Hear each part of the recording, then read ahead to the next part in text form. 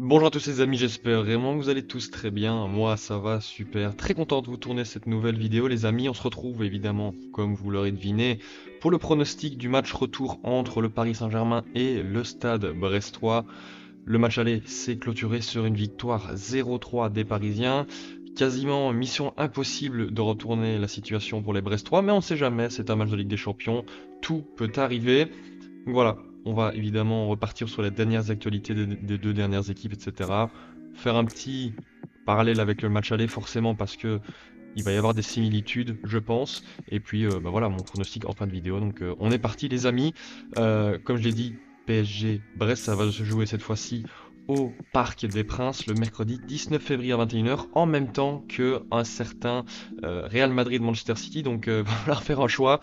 Mon choix sera évidemment plus porté vers le choc entre City et le Real Madrid parce que bah, le suspense c'est quasiment mort pour ce match-là, mais je tenais quand même à en faire une vidéo parce que c'est quand même un match intéressant entre deux clubs français pour accéder au huitième. Donc voilà, je pense que cette vidéo elle est quand même intéressante quand même à faire et à regarder si ça vous intéresse. Donc voilà, n'hésitez pas à vous abonner les amis, quand même toujours plus ou moins 90% des personnes qui regardent les vidéos sans être abonnés. Donc franchement n'hésitez pas, c'est gratuit.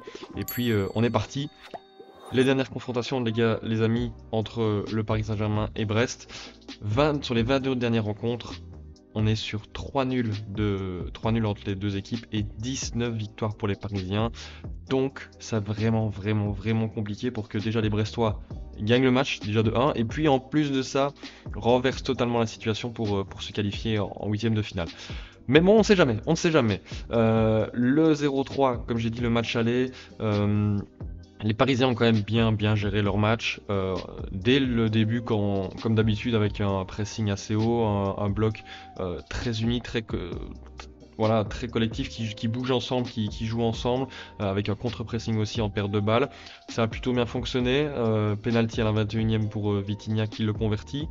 Puis Brest quand même réagit avec un très bon pressing également de leur part, mais aussi ce qui fait leur force c'est leur projection. Il y a des joueurs qui n'hésitent pas à faire les efforts en plus, dépassement de fonction, se projeter pour apporter une supériorité numérique dans le dernier tiers.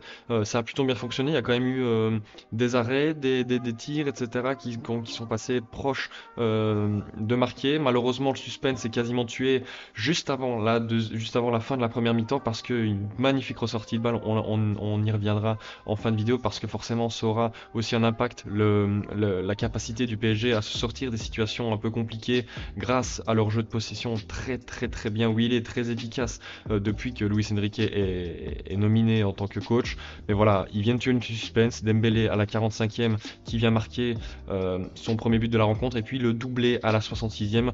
Dembélé un peu plus opportuniste sur le troisième but, mais tout de même qui est là, qui est présent, qui surgit et qui marque un but tel un vrai attaquant, tel un renard des surfaces. Mais voilà, franchement, match quand même très bien maîtrisé de la part des Parisiens dans l'ensemble, mais le Stade Brestois a été dangereux, donc c'est pour ça qu'il ne faut pas non plus trop les enterrer trop vite, mais ça risque quand même d'être compliqué.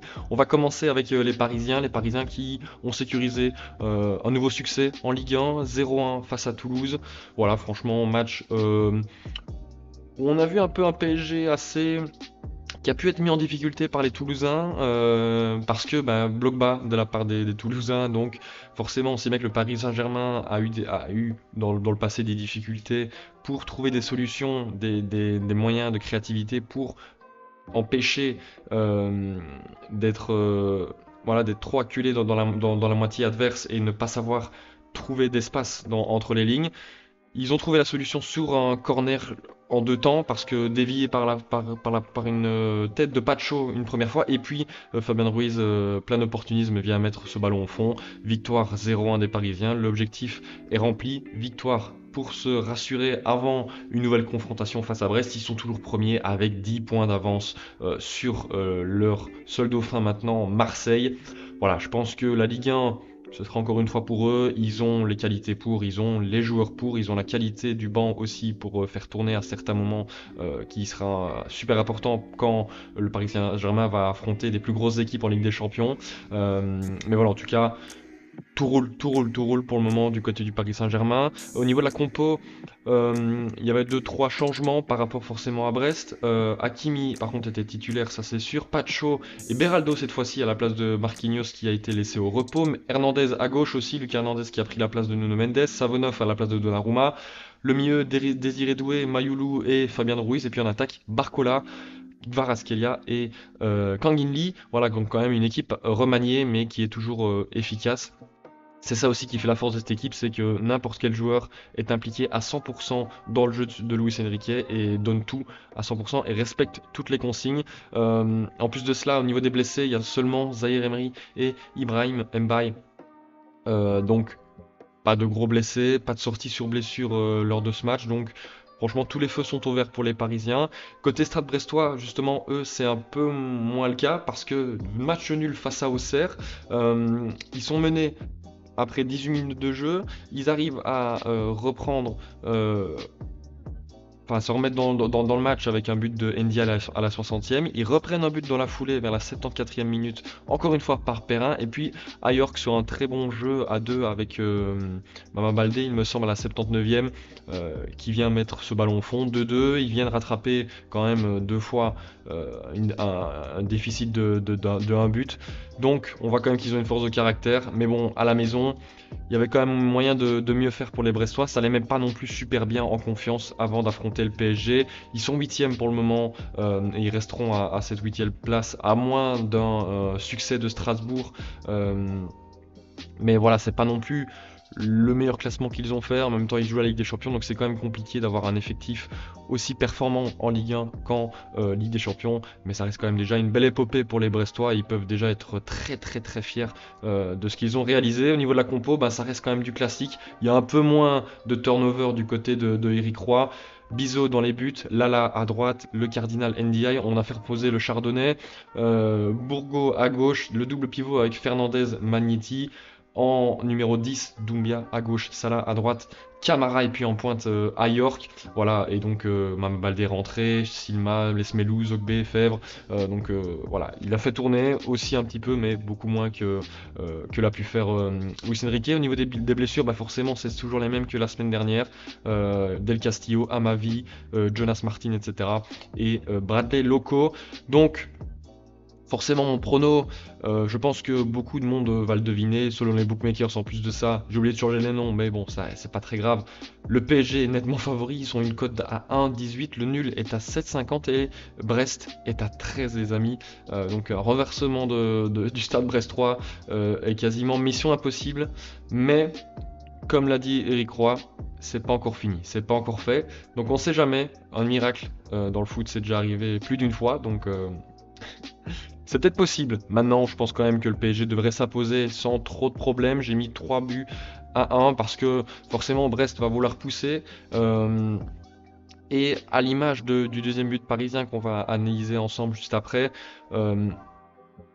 il va forcément y avoir des espaces, des 1 contre 1 laissés du coup pour les ailiers dû au pressing brestois. Si le PSG arrive à bien s'en sortir, ils devront facilement se mettre dans de bonnes conditions pour marquer, pour être en 1 contre 1. Les offensifs du Paris Saint-Germain sont très très confiants en ce moment. Dembélé, Désiré Doué, Barcola, Gvara s'il est titulaire, je pense qu'il peut marquer son premier but en Ligue des Champions avec le Paris Saint-Germain. Dembélé, il peut continuer son ascension extraordinaire, et Doué, il mérite son petit but parce que c'est un soldat. Il a quand même 3 buts déjà et 7-8 assists, donc il est quand même prédominant aussi dans le secteur offensif parisien. Il apporte des stats. Et puis Barcola, voilà, je pense que forcément il y aura des buts de chacun des offensifs parisiens, même peut-être des milieux de terrain. Mais voilà, comme j'ai dit, je pense que les Parisiens devraient, sans trop de problèmes, sans forcer, gagner ce match. Mais je pense que le Stade brestois devrait marquer. Il mérite en tout cas, selon moi. En tout cas, ce serait pas volé d'avoir marqué un but. Au moins un but sur la double confrontation, au vu des occasions qui se sont créées à domicile à Guingamp, et sûrement celles qui vont se procurer au Parc des Princes. Mais forcément, la difficulté, ce sera de bien gérer le jeu de transition du Paris Saint-Germain. Ici, par exemple, je vais juste prendre mon petit stylo et je reviens dans 2 secondes. Donc ici sur le deuxième but parisien, on est d'abord sur une situation où Fabien Ruiz est forcément en difficulté. Il est dos au but brestois, il est face à son but, il est à 20 mètres de la sortie de but. Il est donc en difficulté, pressing de Camara en même temps, mais grâce au jeu très très bien géré de la part des Parisiens, ils vont se procurer une occasion et ça va mener au deuxième but parisien. Et c'est ça qui est très fort. Il parvient à se retourner, à transmettre à Nuno Mendes. Nuno Mendes en un temps qui va venir jouer à João Neves. João Neves en un temps également, c'est ça aussi qui fait la différence pour vraiment contrer un pressing, c'est le jeu en un temps. Il va faire un petit ballon sauté sur Barcola qui vient décrocher. Il y a de l'espace. Et là, le bon déplacement de Dembélé qui a décroché une première fois, de Dembélé, de Nuno Mendes, pardon, qui a décroché, puis qui vient reproposer ici dans cet angle-là une bonne sortie pour Barcola. Il lui transmet. Nuno Mendes après regarde juste à sa droite. Il a tout l'espace sur le terrain du côté droit. Il la transmet juste avant le contact avec Lesmelou à João Neves. Et puis João Neves, il est assez tranquille pour donner ce ballon sur le côté droit vers Hakimi où tout le jeu est ouvert. Et puis, comme je l'ai dit tout à l'heure, les pressings, ça demande du travail physique et de la capacité. Et forcément, là, ils sont en 2 contre 1 face au défenseur central, enfin au défenseur gauche de Brest. Dembélé avance. Et là, ce qu'il fait très bien cette saison, c'est qu'il fixe, il dribble, il frappe. Et ça finit au fond. Donc voilà, franchement, c'est ça qui me fait peur côté brestois, c'est que peut-être qu'ils vont de nouveau se prendre des buts sur des phases de jeu où ils vont se faire avoir un peu à leur propre jeu avec un pressing côté brestois et une très très bonne reconversion parisienne avec un jeu léché. Donc voilà, les amis, je pense que ça va être tout pour cette vidéo parce que bah voilà, on va pas non plus passer une demi-heure sur ce match qui normalement devrait être plié pour les Parisiens. Je dis bien normalement, on sait jamais avec les Parisiens, mais voilà, je pense que les Parisiens devraient se qualifier en huitième, soit face au Barça, soit face à Liverpool. Et c'est là où je pense la différence va se faire et leur saison va basculer. Donc voilà, j'espère vraiment que vous avez kiffé la vidéo, les amis. Si c'est le cas, on n'hésite pas à liker, à vous abonner et me dire en commentaire aussi votre pronostic. Pour moi, c'est 3-1. N'hésitez pas vous à me le dire en commentaire si vous êtes supporter parisien ou du Stade de Brest.